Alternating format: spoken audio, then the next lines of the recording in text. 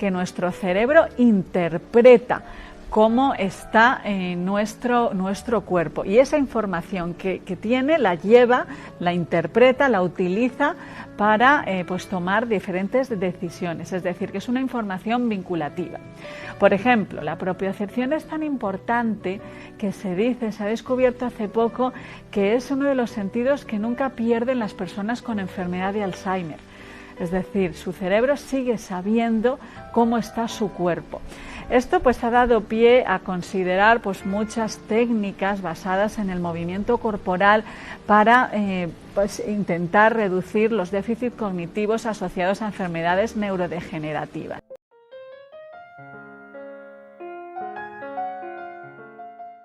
Cuando pensamos en la información que procesa el cerebro, normalmente pensamos que tenemos solo 5 sentidos, que son pues, los sentidos exterioceptivos, es decir, aquellos que vienen de la vista, del olfato, del gusto, del tacto y del oído. Pero en realidad se dice que tenemos 7 sentidos. Y en los exterioceptivos, es decir, los que vienen de los sentidos, de los receptores, no son los prioritarios.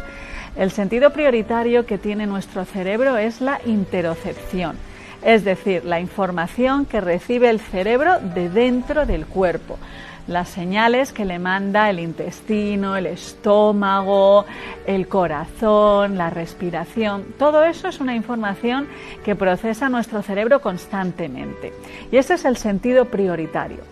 El segundo sentido que tiene nuestro cerebro es la propiocepción.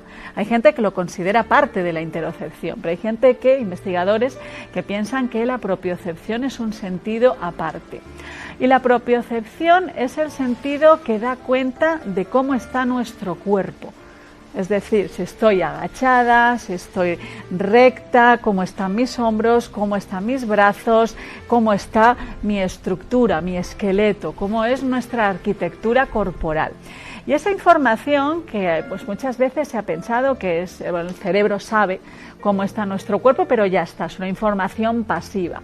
El cerebro necesita saber en qué postura estamos. Pero hoy en día lo que se está viendo es que la información sobre la postura es clave para nuestro cerebro, es decir, que nuestro cerebro interpreta cómo está nuestro cuerpo, y esa información que tiene la lleva, la interpreta, la utiliza para pues tomar diferentes decisiones, es decir, que es una información vinculativa.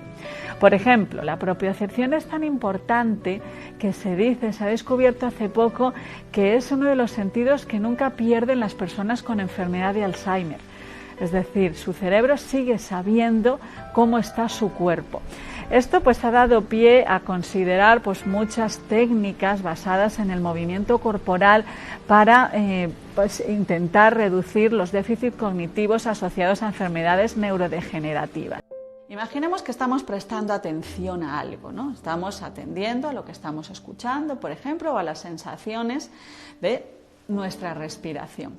Tendremos mucha actividad en esta parte de aquí, que es la corteza prefrontal. Es una de las partes más importantes de nuestro cerebro.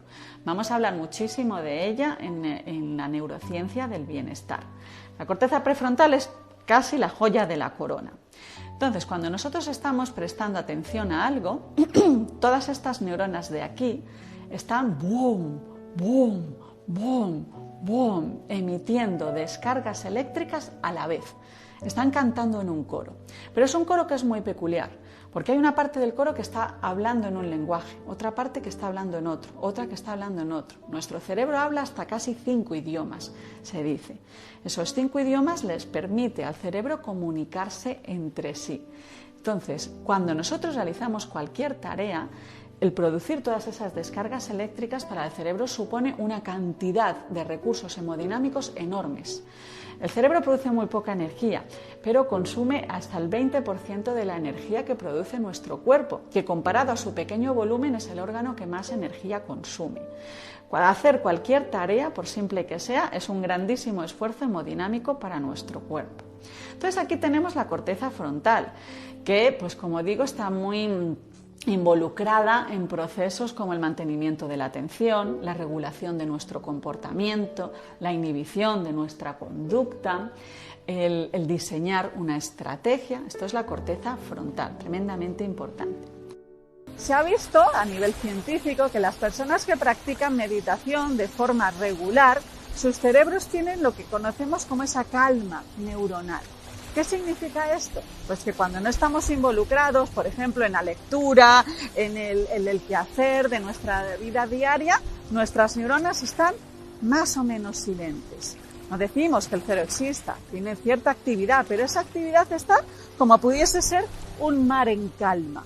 Así es como se espera que tengamos un cerebro de una persona que está en calma, que tiene pues un nivel de bienestar adecuado. Pero ¿cómo sería el cerebro de una persona que tiene una alta dosis de divagación mental, lo que también se llama vagabundeo mental? Pues significa que la actividad de las neuronas sería un mar muy bravo, con mucho oleaje. Este oleaje, esta cantidad de actividad bioquímica y biofísica de nuestro cerebro está relacionado con una sensación de insatisfacción, con una sensación de infelicidad. Hay muchísima literatura científica, muchísimos artículos que han demostrado que la práctica de la meditación refuerza la corteza prefrontal. Pero lo interesante aquí, o los estudios que a mí me han parecido siempre más interesantes, son aquellos que demuestran que no hace falta ser un gran meditador ni vivir en un monasterio y dedicar la vida a la meditación, pasar 5 horas al día sentado meditando. Hay estudios que nos demuestran que tan solo a las 8 semanas de empezar a practicar ya empieza a haber cambios en nuestro cerebro, en concreto en la corteza prefrontal. A las 8 semanas ya nuestra corteza prefrontal empieza a estar entrenada a mantener la atención sobre ello. Esto, pues obviamente, si no seguimos practicando, pues esta reorganización anatómica y funcional que hemos hecho de la corteza prefrontal, pues se va diluyendo. ¿Por qué? Pues nuestro cerebro tiene una gran capacidad de aprendizaje, aprende de todo lo que está sucediendo, aprende con el hábito, más que con la disciplina, y a mí me gusta mucho este enfoque que dice que más que la disciplina es el hábito. El hábito hace que la neuroplasticidad procure una reorganización en el cerebro que haga que yo pueda mantener la atención. Pero si pasadas 8 semanas yo dejo de practicar la meditación, el cerebro vuelve a su estado original, es decir, a una corteza prefrontal que no puede mantener la atención sobre algo en concreto, sino que está un poco como una veleta divagando entre diferentes estímulos. Siempre pensamos o recurrimos a los sinónimos de que un estrés es negativo, pero sin embargo el estrés tiene un aspecto que es muy positivo. Hay que saber que hay que distinguir entre el estrés, que es el deustrés, y el eustrés.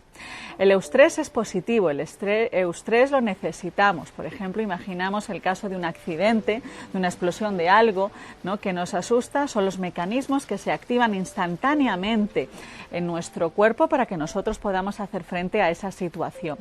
Y es importante decir que son casi automáticos, que son instantáneos, porque si nuestro cerebro no tuviese esa capacidad de tomar el control de nuestra conciencia, muchas veces no llegaríamos a descifrar la solución ante un problema. Pero hay otro factor que sí que es negativo, que es el distrés. Y uno de los aspectos más negativos del estrés hoy en día no es tanto el estrés, sino que se ha vuelto crónico. Según decía el último estudio que se publicó hace muy pocos meses, que hablan siempre de las estadísticas de cómo percibimos nuestra vida, qué porcentaje de estrés tenemos en nuestra vida. Pues aproximadamente un 75% de la población en países desarrollados consideran tener un estrés crónico. Y quizá la frase más utilizada es hacer todo a toda prisa, no tener tiempo, no parar. Esto pues hace que las sociedades se sientan mayoritariamente cansadas, pero sobre todo que habituemos a nuestro cuerpo a un nivel de estrés. Como el propio Jason Brewer dice, y es una de las cosas más reconocidas en la neurociencia, nuestro cerebro y nuestro cuerpo en general es un sistema de hábitos. Nuestro cuerpo se acostumbra al régimen que nosotros le otorguemos, ¿no? Es un ser de hábitos. Si le acostumbramos a ese nivel de estrés, es lo que va a acabar pidiendo. Uno de los experimentos más importantes que se ha hecho sobre la toma de decisiones y el papel que tiene el cuerpo en la toma de decisiones es lo que se llama la tarea de Iowa, que se llama así porque en aquel momento el investigador principal, el líder de este proyecto, que era Antonio Damasio, estaba trabajando en la Universidad de Iowa. Este experimento dio lugar a lo que se conoce como la teoría del marcador somático, que es la teoría que ha defendido Antonio Damasio desde hace más de 30 años, que lleva defendiendo la teoría del marcador somático. El experimento era muy sencillo. Imaginaros, ponían a las personas, a los voluntarios al experimento, se les daba 4 bloques de cartas y eran bloques en los que podías ganar mucho dinero, bloques en los que podías perder mucho dinero, bloques en los que ni ganabas ni perdías. Tenías al final que elegir qué bloque de cartas era el que ibas a elegir, con qué bloque de cartas te vas a quedar, pues obviamente con aquel que te va a hacer ganar más dinero. Entonces lo que se hace es que las personas van levantando cartas para intentar sacar la regla, el algoritmo de cada bloque. Este me está haciendo perder mucho dinero, este me ha hecho ganar, este ni fu ni fa, así me quedo con este de aquí. Pues lo que vieron los investigadores era que necesitamos mentalmente, conscientemente, necesitábamos levantar hasta 80 cartas para saber cuál era el bloque bueno. Después de 80 cartas tú podrías decir: este es el bloque bueno porque es el que más me hace ganar dinero. Pero ¿qué pasa? Que esos investigadores pusieron un montón de electrodos en el cuerpo de las personas. Y lo que se dieron cuenta es que a partir de la carta número 10 que levantaban, el cuerpo ya sabía cuál era el bloque bueno. ¿Y por qué lo sabían? Porque cada vez que la mano se acercaba hacia el bloque malo, se aumentaba la tasa cardíaca, la postura corporal se encogía, la conductancia de la piel aumentaba. Cuando la mano se acercaba al bloque bueno sin que conscientemente la persona supiese a qué bloque era el que había elegido, qué bloque era el bueno, su cuerpo ya reaccionaba de una forma favorable. Su cuerpo, la postura corporal cambiaba, la variabilidad cardíaca aumentaba. Todo ello sin que la persona de momento fuese consciente de qué bloque era el que era adecuado. Esto le llevó a Antonio Damasio a decir que el cuerpo sabe lo que la mente aún no se ha dado cuenta. Pero entre otras de las implicaciones, aquí es donde surgió todo un movimiento, ¿no?, por la parte práctica que llevaba, fue decir: si supiésemos escuchar nuestro cuerpo, no necesitaríamos 80 cartas para saber cuál era el bloque bueno. A la 10ª carta ya podríamos intuir que creo que es este, pero no sé por qué. ¿Y esto qué nos llevaba? Pues también un poco la cantidad, el peso, ¿no?, que le ponemos al pensamiento y al razonamiento, a los argumentos. Solo decidimos o somos conscientes de decidir sobre el bloque bueno cuando le hemos puesto un argumento, pero no damos ningún peso a esa intuición que nos dice: creo que es este, aunque todavía no sé por qué. Y eso nos da que pensar cómo la importancia que tiene en las sensaciones de nuestro cuerpo, aumentar lo que es la propiocepción, aumentar la consciencia corporal.